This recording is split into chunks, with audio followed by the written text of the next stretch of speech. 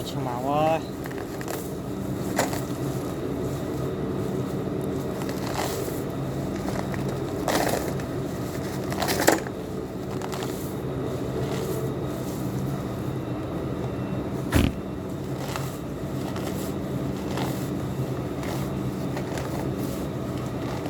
Pun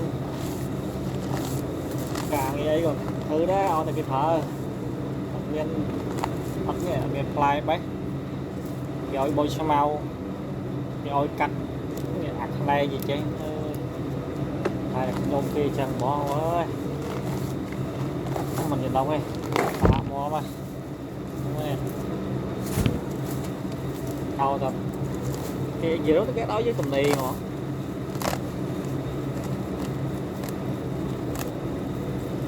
tọt đi cái gỗ y rồi dân thư cái dân nó kia mà bên fly lên đây đấy mà bò màu